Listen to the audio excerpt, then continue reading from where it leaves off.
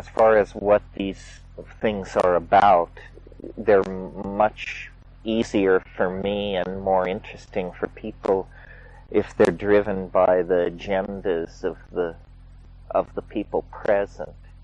I can always lapse into various set pieces and raves, but it's getting harder and harder to do around here because everybody's heard all my shticks. So that's the basic notion. It'll probably be a shifting population of people, and the lectures, if they're that formalized, probably won't be particularly sequential or linked thematically. I've got different things on my mind. You probably have different things on your mind. And then again, the question part makes it most interesting. We'll begin at 8 every night, and then we'll just go as long as there seems to be something to say. As far as today is concerned, it's completely open. People can say what they would want to hear, or ask questions, or I can extemporize whatever works. I don't know what the expectations of the people here are, so why don't you tell me? And if necessary, I'll organize some hideously declined process where everyone is forced to say something. Or you can just grow up, and those of you who have something to say something, and those who have not, your choice.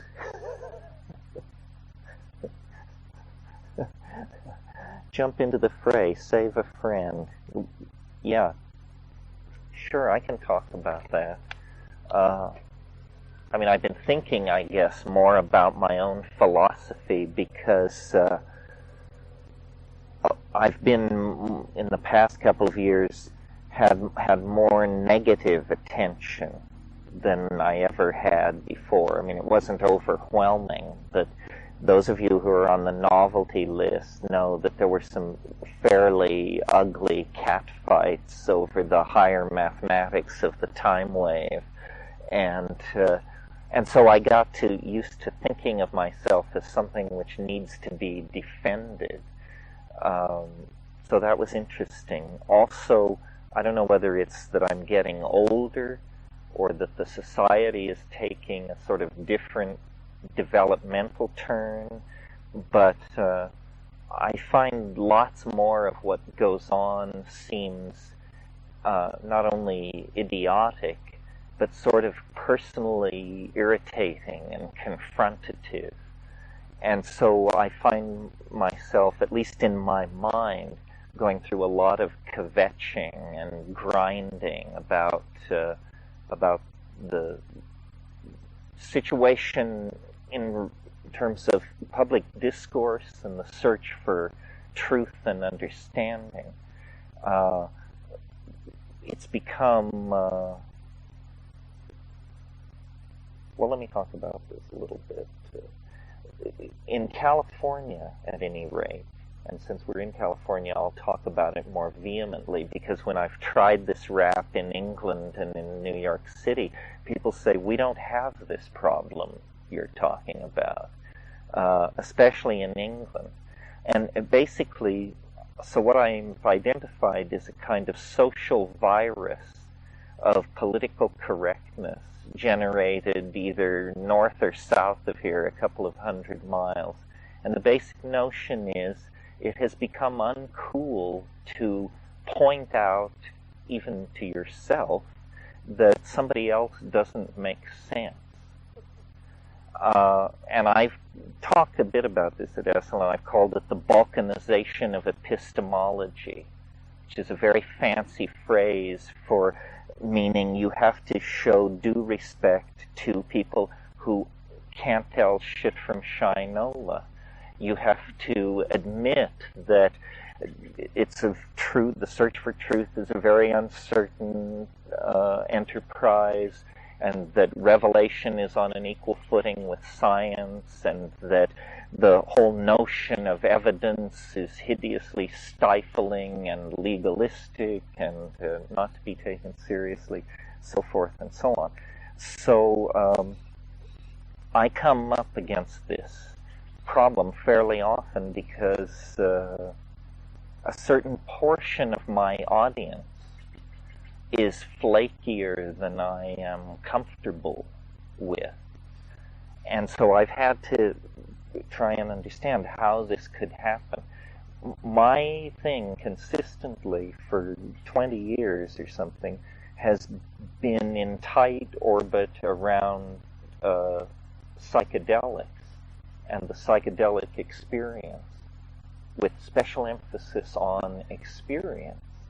That it's not a philosophy, it's not a revelation, it's not a lineage, it's not a teaching, it's an experience. And how you obtain it is quite simple. You know, you ingest a plant or a substance. It's not about dietary prohibitions, celibacy, obedience, constancy, moral worth. None of these things enter into it. It was this very simple method. And the reason I was so keen for it was because when I was growing up and in my youth, I was very interested in the idea of the paranormal, of the miraculous. And I remember one of the early things I read was Rockcliffe's 19th century study, Extraordinary Illusions and Delusions of the Supernatural and the Occult, which lists, ectoplasm, crowd hysteria, mesmerism, Ouija boards, all these things are discussed in their turn. But my fascination was with the weird and the fringy and even the occult and the frankly magical and the heretical. But my method was always scientific.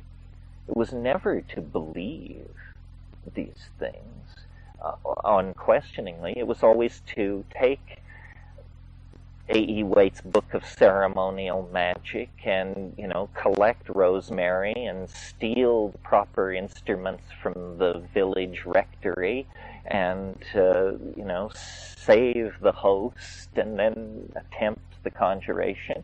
And then if it failed, put a check mark after medieval ceremonial magic, does not compute, and move on.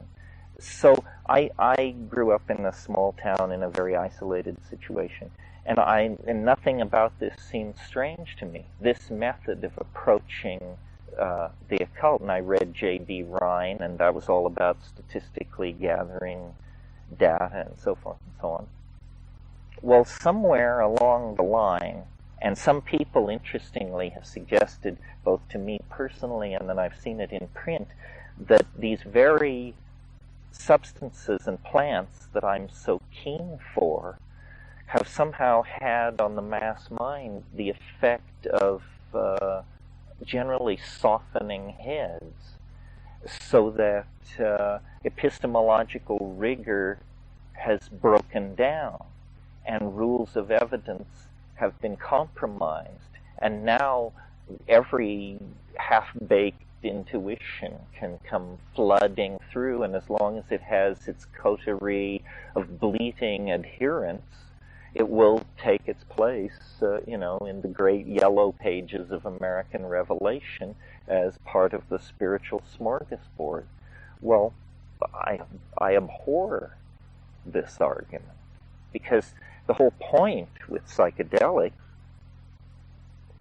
was to cut through the programming and the cant and the propaganda of culture to true truth, real reality, not to just initiate an era of intellectual permissiveness where everything in the spiritual marketplace was placed on the same pedestal as Euclidean geometry. And in a way, this is what has happened. So I'm interested to understand what went wrong. And, I don't know if anything can be fixed anymore, but it can be fixed in my own mind if I understand it. It began this devolution of the discursive environment with a healthy skepticism of science. There had been too much science, and science had thrown out too many babies with the bathwater. I'm talking approximately the time of the birth of the human potential movement and the coming on of LSD and all that. What was happening in science at the same time was people were building atom bombs, or they were propounding behavioral psychology, ratomorphic theories of behavior. It was a great era of the triumph of reductionism and so forth. And so a whole lot of people wrote deconstructive books and essays about science and trying to link it back to the spiritual, and successfully, in my opinion. Probably the most dramatic of these books was Thomas Kuhn's book.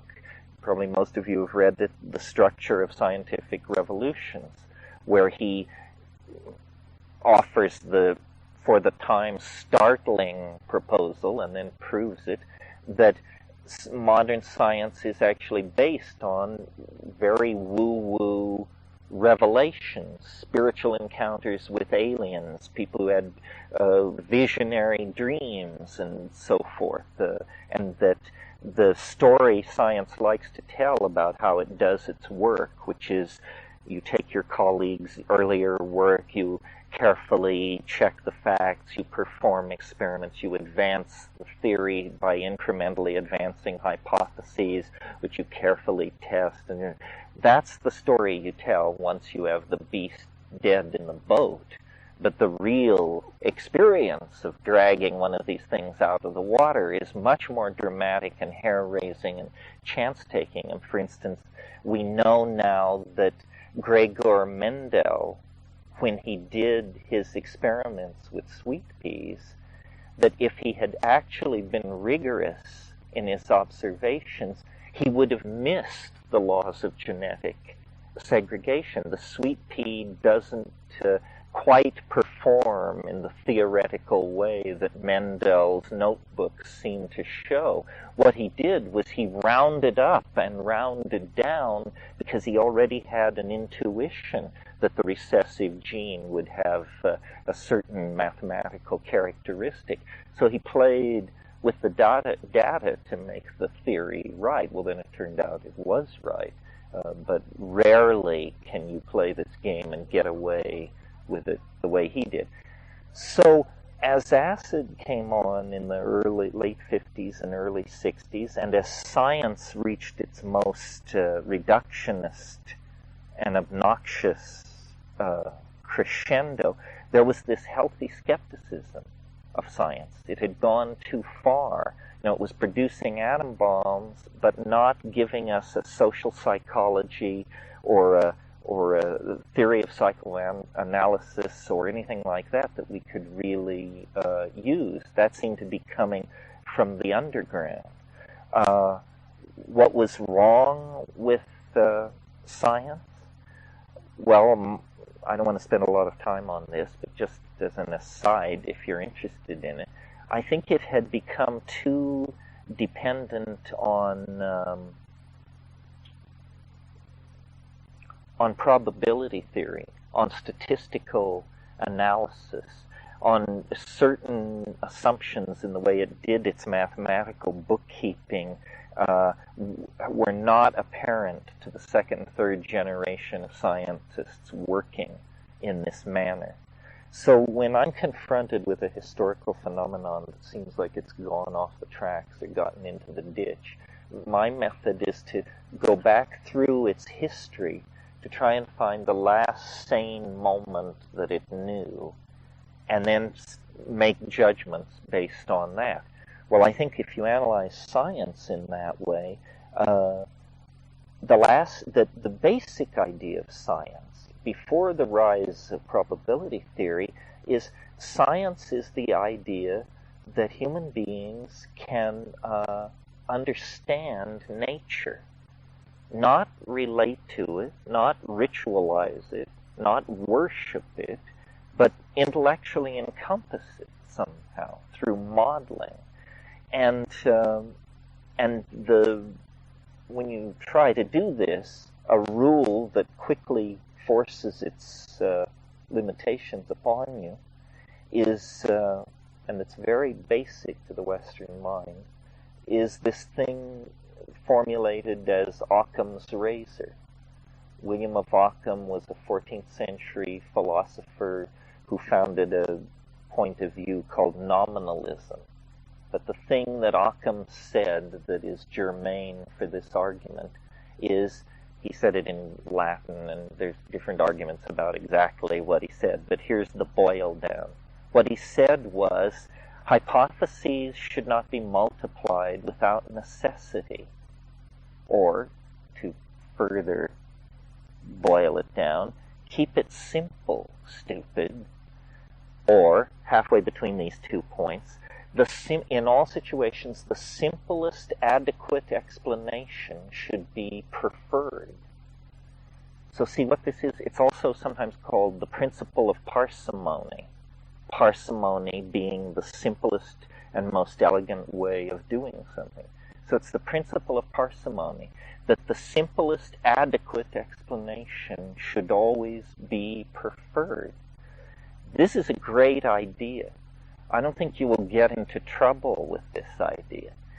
And to sort of close the loop generated by Jim's question, this is where the reaction to science has gone wrong. The principle of parsimony is now no longer now intuitively grasped by other people.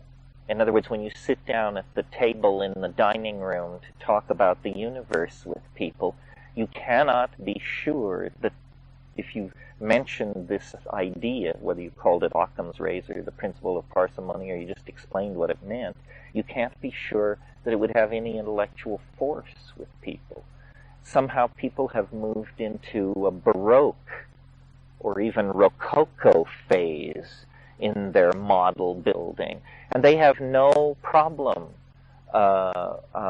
adding on incredibly improbable and illogical bells, whistles, curlicues, filigrees, fleur-de-lis, paisleys, and what have you, to their thinking. And it's a problem. It's a problem for everybody in society. What puzzles me is, it offends me that psychedelic people are susceptible to this, because it seems to me we're the last people who should be susceptible to this. We have no need of spiritual illusions because we have access to spiritual realities through the substances and the plants. So why should we, least of all, why should we buy in to all these unanchored, woolly, fluff-headed ideas that are being pushed in the spiritual marketplace? The only answer I've been able to come up with is simple proximity. That by the rest of society, we have been lumped in with these people, and they move freely among us, easily detected, but rarely ostracized. Our own tolerance has become our weakness. And it's this weird political correctness where people do not say, what you just said is preposterous. It makes no sense whatsoever. This is just thought so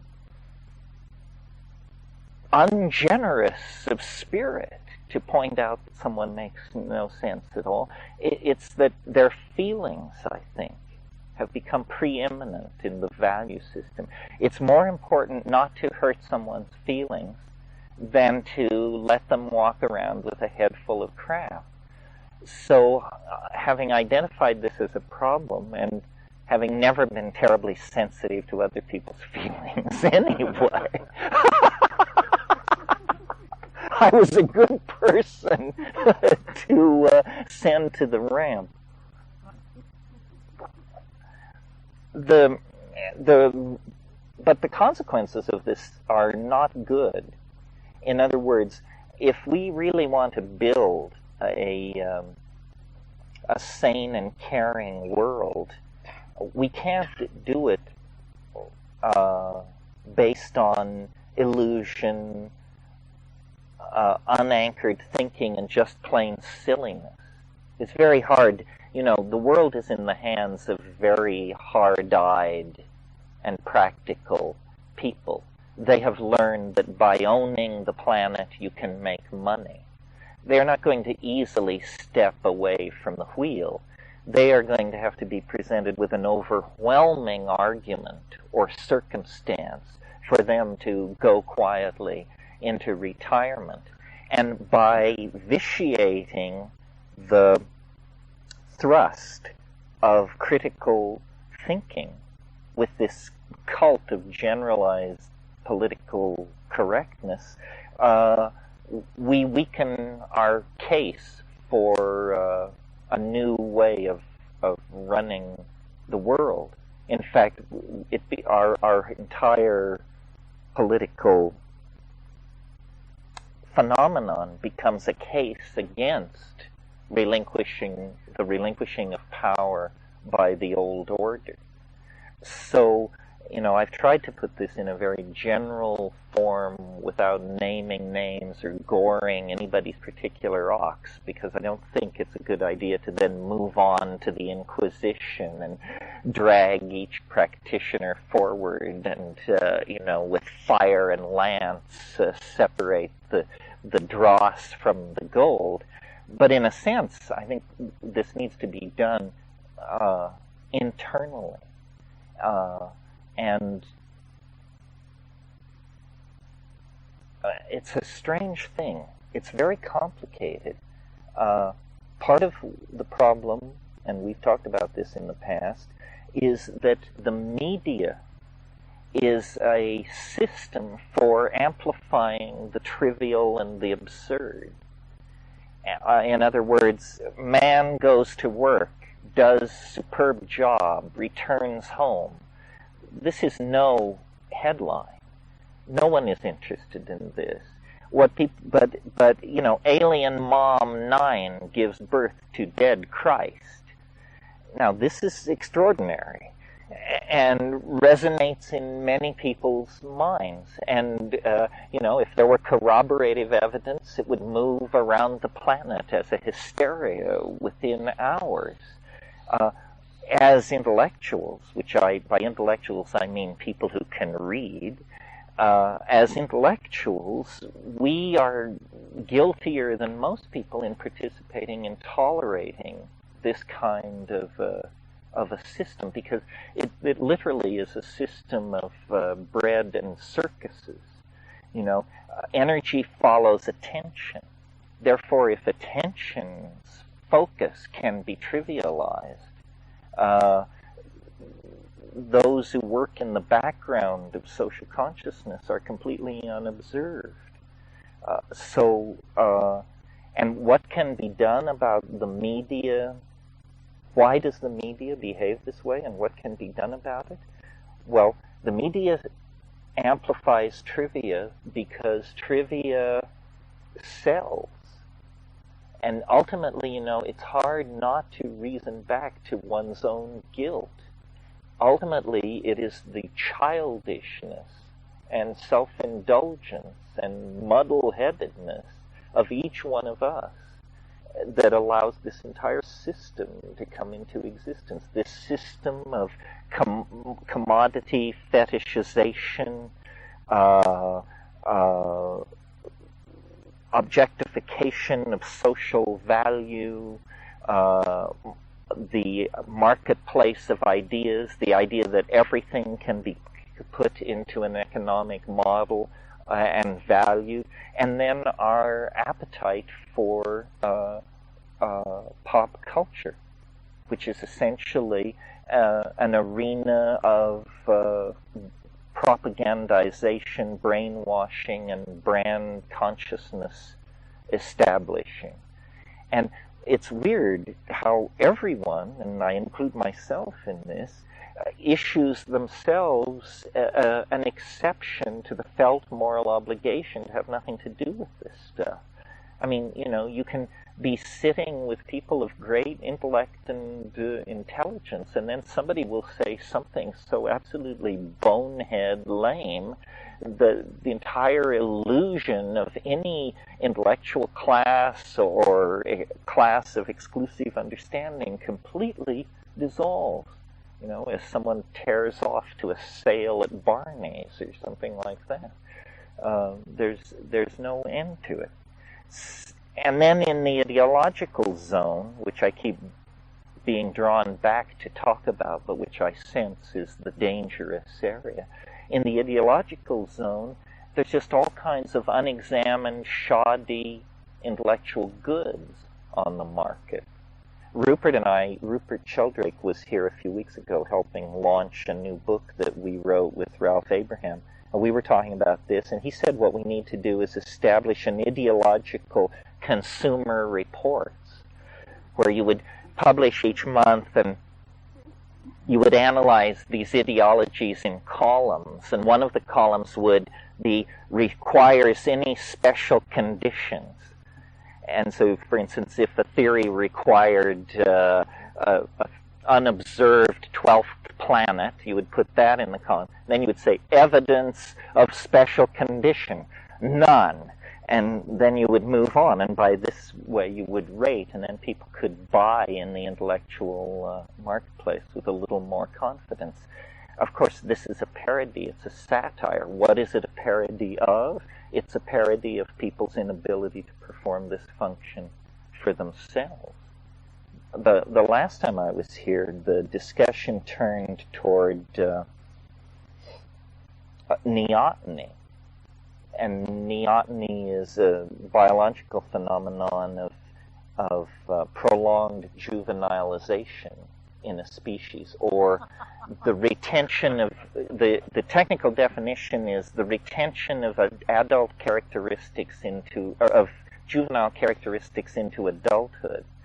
And primatologists studying human beings have been at pains to observe that many things about us are infantile when we look at other primates. For instance, our hairlessness. All primates are born hairless, but we alone retain that characteristic throughout most of life. The ratio of our skull to our torso is a fetal ratio in other primates. We retain the fetal ratio throughout life. Well, what we talked about last time was how evolution has carried this process to a certain level, and then culture seems to step in to put the nails in the coffin to completely neotenize you. And so we have 65-year-old men running around in sweatpants and Nike running shoes, and everybody having their butt tucked and their tits pumped and all of this. Well, what is this? This is a culture of youth values. Only the youthful body, only the youthful vigor is worth talking about. And it sells. You know, if you can get people really neurotically twisted around this idea, then instead of life being an unfoldment into wisdom, it's an anxiety-producing fall away from a perfect state of youth, which can only then be approached through dyeing your hair, wearing certain colognes, certain brands of clothes, psychotherapy, yada, yada, yada, all of these things. So neoteny is what I have identified as the way culture works at us to dumb us down. And I've even sort of reached the conclusion that, nature has a limited repertoire of energy to expend in the evolution of any given species. So once a purpose is achieved, excess energy doesn't flow toward that purpose. Well, it hit me once when, after I had a physical and I was buttoning up, my doctor said, you know, in the 19th century, most people your age were dead, which is true. The average age in the 19th century was about 36 to 40 for the American male. I'm 52. A lot of people are outliving their culture. And if you're intelligent and you live past 40, you will outgrow your culture. I mean, some people may do it sooner, but you have to be a complete idiot to just buy in at 55, at 60, at 75, at 80. What are you still going to be doing? Expressing homophobic views, voting Republican, and worrying about the A, B, and C's of phony reality? I mean, most people get to a place where they just see it's a bunch of crap, The scandals are recycled, the philosophical issues are recycled, the technical innovations are recycled. Once you've been through about 3 cycles of this, you realize that, this is a media-created state of cultural involvement and reciprocal narcissism, only to be assuaged by the expenditure of money, and that you can just walk away from. It's unnecessary. And in fact, this walking away from it by more and more people, I think, is a precondition to any kind of reasonable attempt to get the planet on a course where crises begin to diminish rather than be endlessly exacerbated. The values of production, acquisition, reproduction are all fatal to any human enterprise except the short-term success of the marketplace. And apparently that is to be the primary maximized value. So this is a long answer to the question. The short answer is, my approach to reality is hands-on, and I wouldn't call it scientific because it's not statistical, but it's realistic. First of all, nothing is what it appears to be. But on the other hand, very large structures are not likely to come into being unless they quickly achieve their purpose. So in other words, forms of conspiracy theory seem to me over-baroque. I think the real truth about how reality works is that it's pretty much on automatic. Chaos is the ruling player. Chance is cast in the number 2 role, and the unexpected is in there somewhere. And then, if somebody can organize a conspiracy and keep it running in one direction in the face of all that, well, fine. It's good to talk about this here because Esalen has been, a place where many very deep new ideas have been generated. Revolutions in psychotherapy, revolutions in general systems thinking, very significant political movements have been advanced from here. The whole Soviet reassessment and all that. But also Esalen has been a source of some of the wackiest and least anchored of these ideas. And that's fine in the context of the idea that all forms of advocacy should be permitted, and I would agree with that. But I think the counter or the reflexive value that must attend that is that all forms of advocacy must be fairly criticized.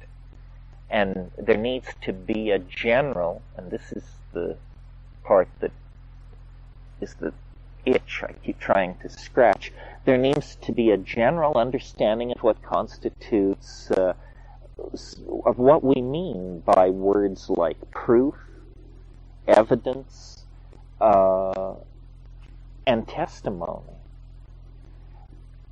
The law is it's interesting to me how the law has been remarkably immune to the general woolliness that has crept into thinking.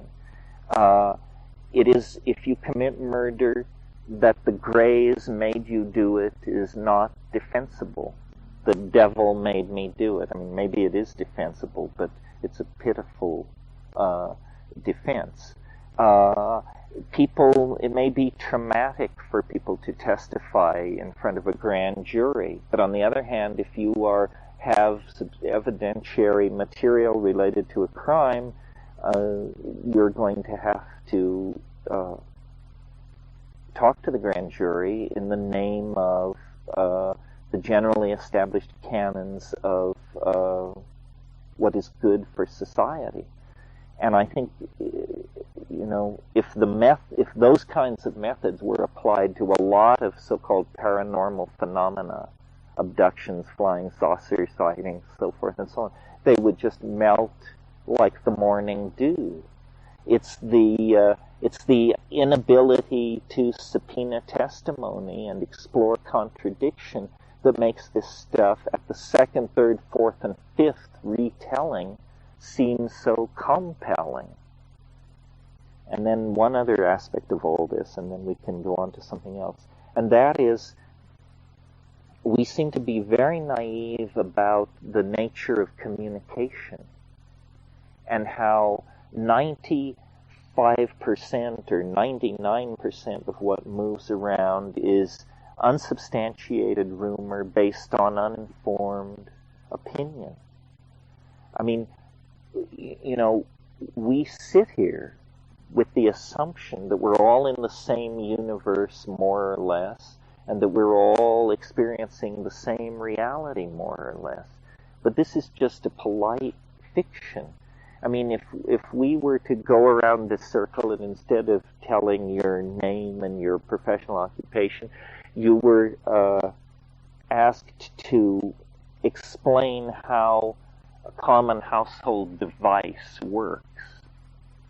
So for you, the television set, for you, the austerizer, for you, the thermostat, for you, the furnace.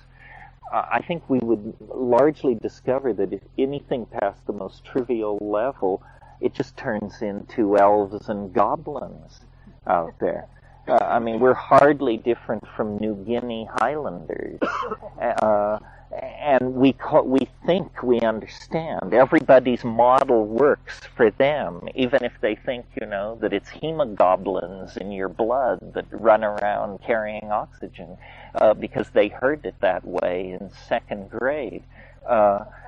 So this is sort of a terrifying thought to contemplate, that the actual understanding of reality is held in our species as a kind of diffuse cloud of expertise, but when you try to tease it out from any given individual in the cloud, you find just a cartoon is what you actually find. If you read Ulysses, James Joyce's masterpiece, a lot of what's going on in Leopold Bloom's head as he wanders around Dublin are crack-brained understandings of technical devices, how he thinks the electric tram works, how he thinks about the odds in the horse race, how he thinks about how the sewer works, and it's all absolutely cartoon-like fairy tales about reality. Well, if we don't understand things as simple as can openers and TV sets, then what is our real grip on phenomena like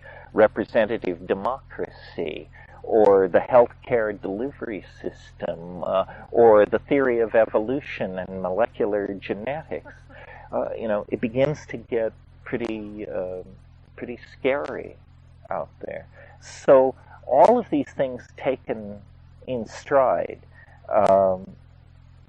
lead me back to the conclusion that the way to investigate reality is carefully, with intellectual consistency, seek the weird seek the bizarre, seek the edge, but understand that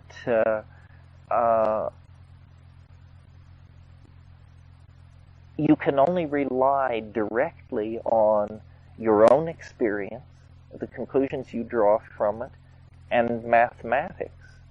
And anything which comes down the collective epigenetic telegraph is so shaped by the cultural mind that none of it can be trusted. All of it serves hidden agendas of salesmanship, marketing, propagandization, glamorization, fetishization. In other words, nothing can be taken at face value. Nothing is what it seems. And if you move through reality like that, testing as you go, I think, there's not a great deal of danger of going over the edge.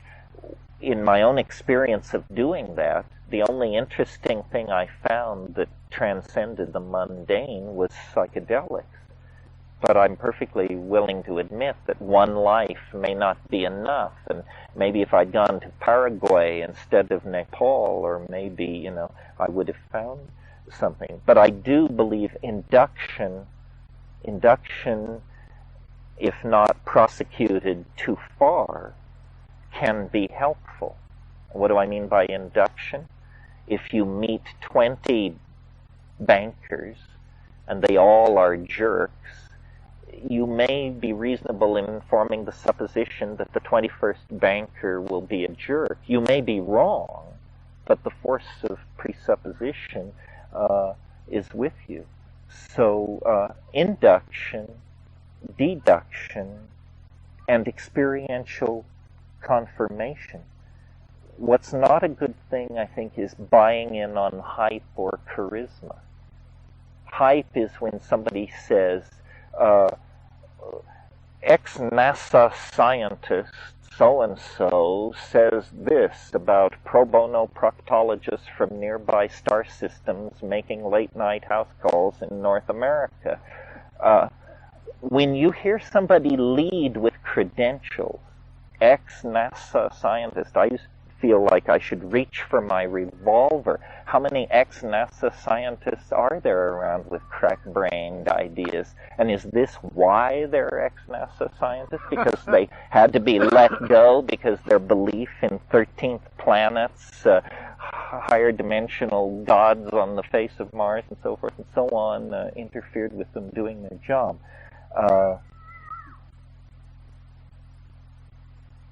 Anyway, that's the answer to the question, with all the footnotes and bells and whistles. As you can tell, I'm mildly agitated about this. And it's a personally troubling thing to me because, because, as I said, part of my audience is part of the problem. And it's a really weird experience to have someone come up to you after a talk and say, I love your stuff. There aren't very many people I respect, and I love your stuff, and I also love, and then they name two indictable morons from the land of woo-woo, and you think, oh my God, this person has no power of discrimination whatsoever. I am a pearl placed among swine. Either they're wrong or I'm wrong. In any case, there's enough wrong around to be disturbing, because what you want to do is be understood. And if people don't understand what you're saying, then they're perfectly happy to put a communist, a national socialist, and a Zionist all in the same box and say they're all wonderful and inspiring people, and you'd follow any one of them anywhere. I mean, what kind of a statement is that? These things are in direct contradiction. And, the reason I feel like the psychedelic position occupies the philosophical high ground is because it does not require belief. I mean, we like doubters. Doubters are the favorite fodder for the psychedelic experience. Those people who say, oh, you drug people, you don't know what you're talking about. Give me a scotch and soda. That carries me about as far as God intended the human mind to go. And then you just say, look, great, love your attitude. Here's some DMT, smoke it, and then see what you think. With ideologies, you can't do that. You know, ideologies, they start talking about, well, you have to have the gift of faith, or Mama G has to put the whammy on you, or you have to be led forward through the theology of it for a few decades. Well, this just means, you know, that this is crap. The real is real. It's real. It does not require your participation to be real. On the other hand, a mirage, an illusion, a delusion, you're 50% of its lifeblood. Without you, it can't function. Without your credulity, your need, your hope, your weakness, your inability to ontologically parse what's going on. So, that's that. Anybody want to say anything about it? Anybody got anything they want to X-ray, and we'll just shove it into the rhetorical fluoroscope and...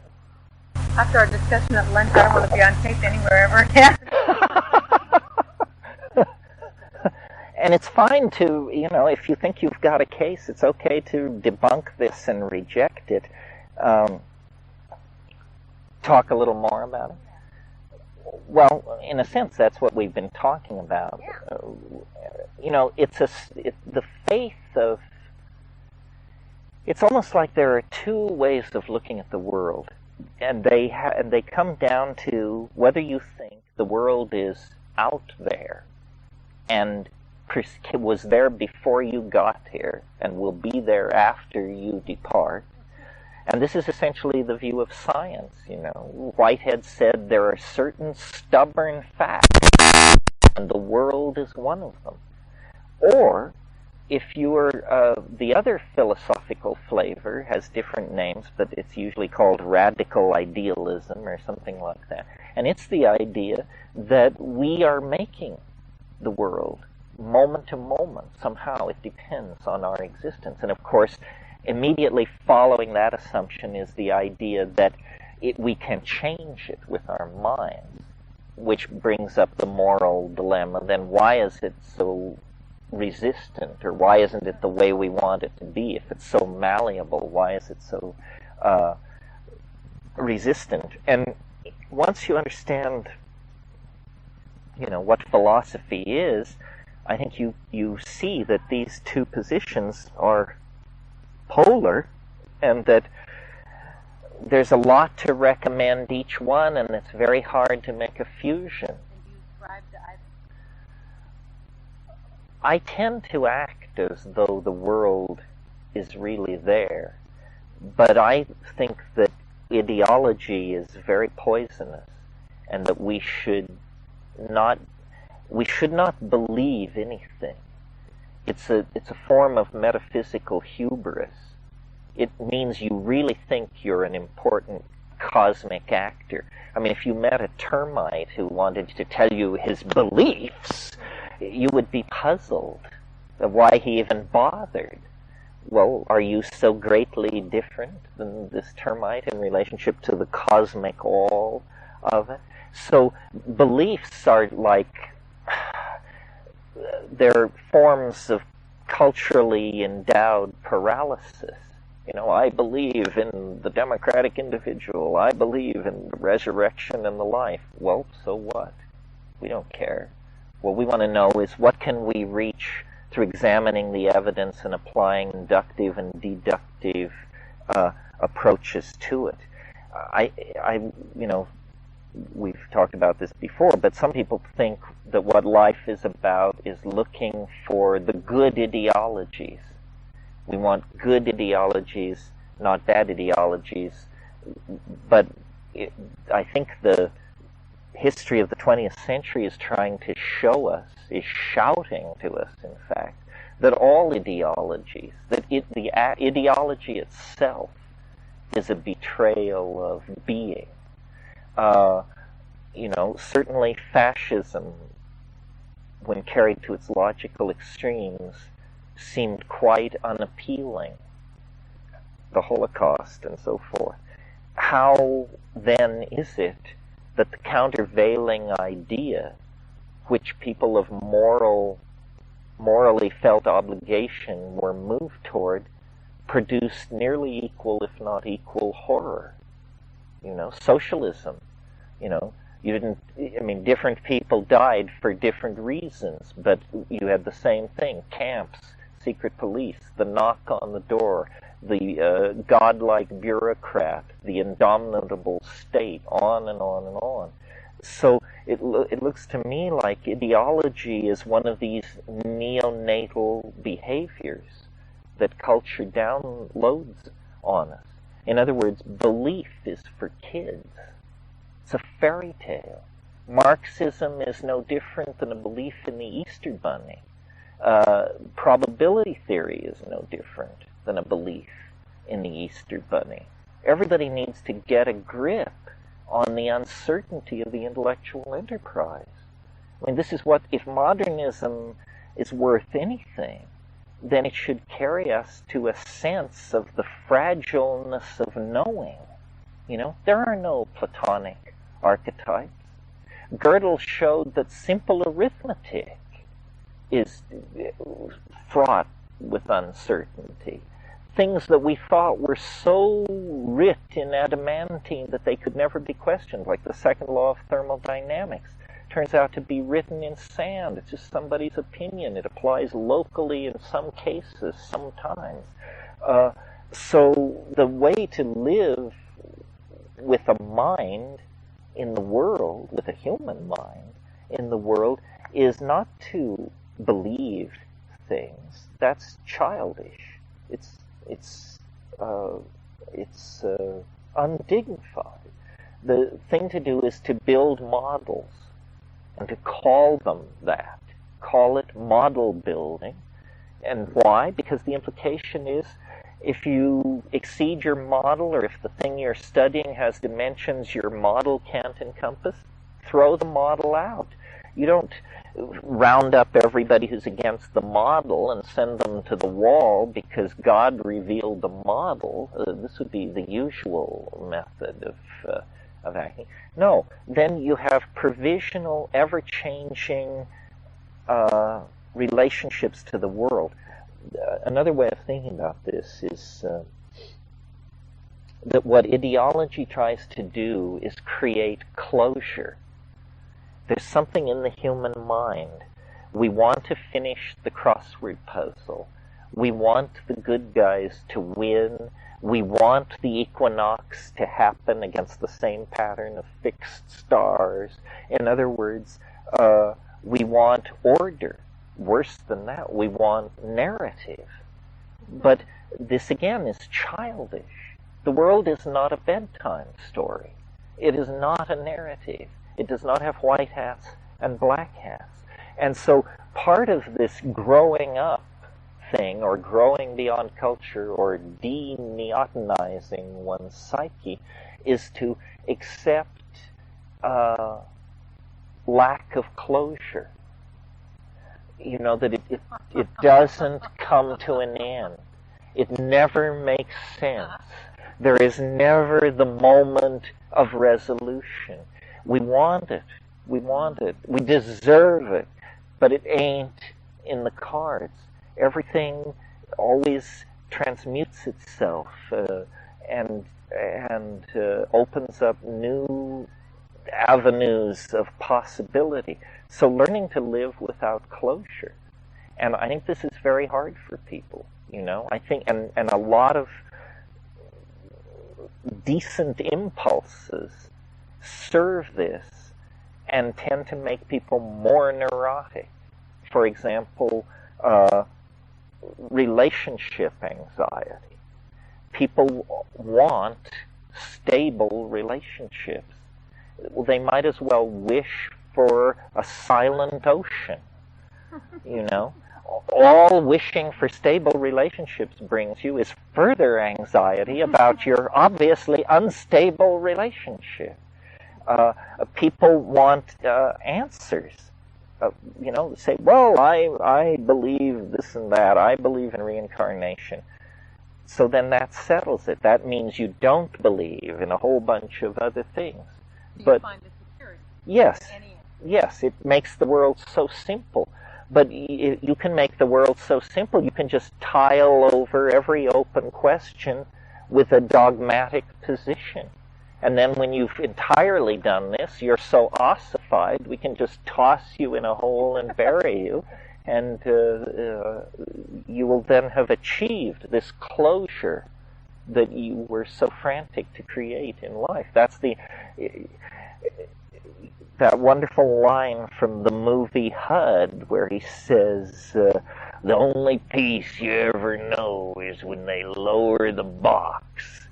Well, you might as well get used to that. And if that's your idea of where you want to go, well, I don't know. It's not my idea of where I want to go. You know that place in Andrew Marvell's poem to his coy mistress, where he says, the grave's a lovely private place, but none do there, I think, embrace. Always at my back I hear time's winged chariot hurrying near, so get your bloomers off and get over here. A paraphrase, admitted, but that was thought. Yeah, living with lack of closure. And I've been trying to do this, and it's an acquired taste. It's not easy, but it's sort of like eating bran muffins once a day, or doing your calisthenics or something. It's a healthy thing to do, which takes an effort, and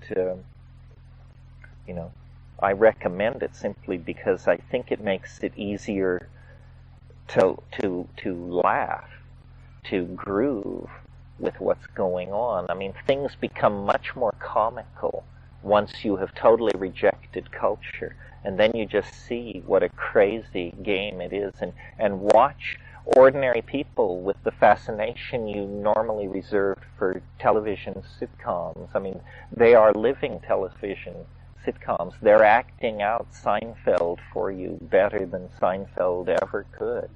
The conversations in the bath are a good place to begin. I mean, how people deliver these lines with a straight face, I do not know, but I thank them for it. How do I deliver my lines with a straight face? I don't know either. Well, it's more like a not thought out conspiracy. I mean, I think what's happening is, I've always said that what psychedelics do, and to some degree all drugs, but psychedelics are the most dramatic, is they dissolve boundaries. Well, cultures and governments are totally, and they sell boundaries. Boundary consciousness is what they're all about. Our class, our group, our fatherland, motherland, our Borgian lineage, our noble race. This is all the rhetoric of nationalism. And so governments, whether a socialist state, an industrial democracy, a theocratic state, they can all get together on one proposition, that drugs are just terrible, terrible things, because they erode loyalty to the myth, the societal myth. That's one reason, a pretty abstract social engineering reason. And the other reason is, for at least the past 500 years, drugs, by different names, but drugs have been one of the largest money earners ever brought into the marketplace. Where is the CIA going to get a quick $1 billion or two off budget if they have a sudden need to topple an unfriendly Middle Eastern government? It's called taking a flyer on drugs. It's very clear that in the 60s, China white heroin was used as a social engineering drug in the American ghettos, because every time you let in a lot of heroin, the political rhetoric in the ghetto fell to a murmur. It was directly related to how loaded people were on these completely dulling sedative drugs. Well, then when the geopolitical game slipped from the control of the U.S. in one area of the world and we were run into the ocean in Vietnam, suddenly the world heroin supply was in the hands of the imams in Iran, and the brown tar Iranian heroin became a drag on the market, and suddenly cocaine became the chic drug in the American ghetto, and that was because the CIA could just open certain taps and close other taps and bring this stuff in, and it made them a lot of money. I can remember, there was a period in the mid 70s to mid 80s where hashish just basically disappeared from the underground market. It was unknown in quantity. And then when the Mujahideen began to struggle against the Soviet Union in Afghanistan, suddenly you could get 100-kilo lots of hash unbroken from how it's sold in the markets in Peshawar. So you could see it had not been concealed in any ordinary method. No, it had been drawn up to Pier 9 in San Francisco and unloaded with forklift trucks because the CIA wanted the Mujahideen to have a bank account so they could pay for weaponry, and they knew that hash wasn't a problem anyway.